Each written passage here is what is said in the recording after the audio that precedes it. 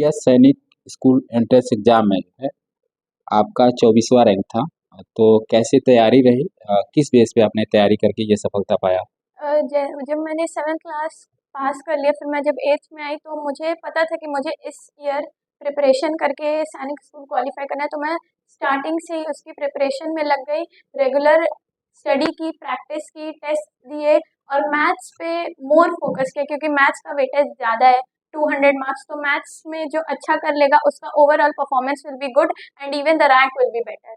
So I started my preparation, I did it and now is the result in front of it. बहुत सारे बच्चे सैनिक school के जो है क्वालिफाई करने के लिए जो है तैयारी करते हैं। तो उनके लिए क्या टिप्स देना चाहोगे? किन सब्जेक्ट पे ज़्यादा फोकस करने की ज़रूरत है सैनिक In स्कूल में? my opinion, I feel कि बच्चों को मैथ्स पे सबसे ज़्यादा फोकस करना चाहिए क्योंकि मैथ्स का 1 question is 4 marks, rest subjects में 1 क्वेश्चन 2 मार्क्स और मैथ्स में calculation it will take time to solve.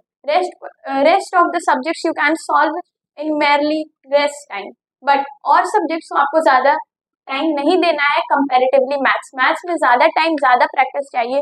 तो from the starting you should do, and even one more tip is there to succeed any time in life you should start early.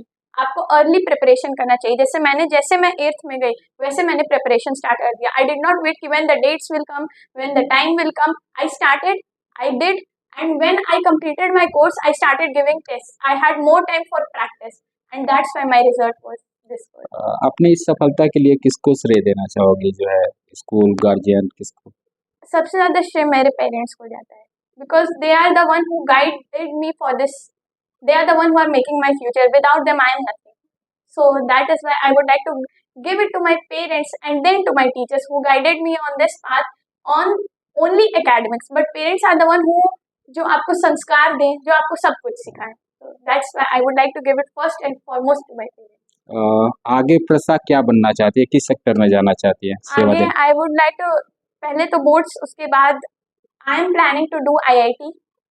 उसके लिए मुझे बहुत preparation करना है। उसके बाद आई am thinking कि I will also become an IAS because I want to change the nation. उसके लिए कुछ नया करना है because the India is yet developing. So I want to change India, I want to make it a better nation. जनपद कुशीनगर जैसे छोटे शहर में रहकर आपने इतनी बड़ी सफलता अर्जित की, कैसा महसूस हो रहा है? क्या फीलिंग हो रही है आपको?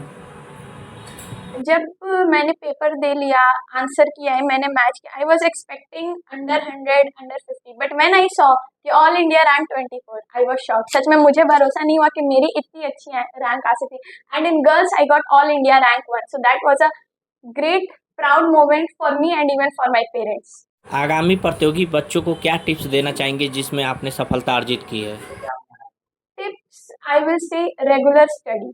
बस अगर रोज कोई बच्चा पढ़ रहा है तो उसको कभी लाइफ में never tension, always regular study, at least 5-6 hour regular study करनी है और हर चीज के लिए अर्ली स्टार्ट करना है। बिकॉज नॉर्मल सब लोग अगर जेई की तैयारी करनी है, सब लोग 11th में करेंगे। If we begin it at 9th class, तो हम लोग ने कई लाख बच्चों को ऐसे ही पीछे छोड़ दिया। Now we are left with the cream students to compete with. That is.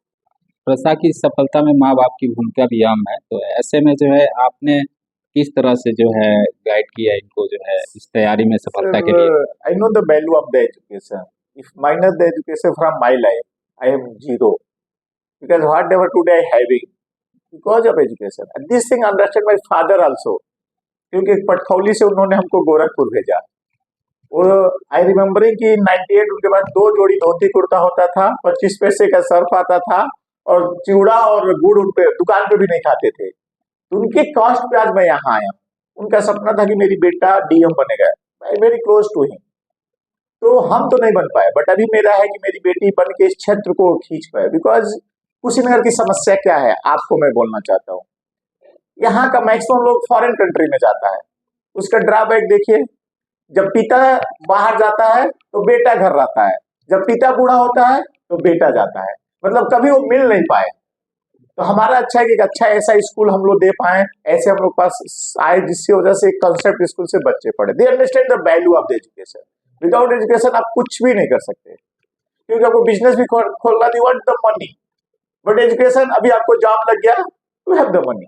तो that's is the thing. And that basis I motivated her. मैं अभी और दूसरा भी बोलूं, अर्ली आप किसी चीज को स्टार्ट करो ना। मेरे बच्चे बोर्ड में भी 10 बजे रात को सो जाते हैं, कभी भी, दोनों के सामने बोल रहा हूँ, कभी वो 10 के बाद पढ़े ही नहीं, और 7 बजे उठते भी हैं।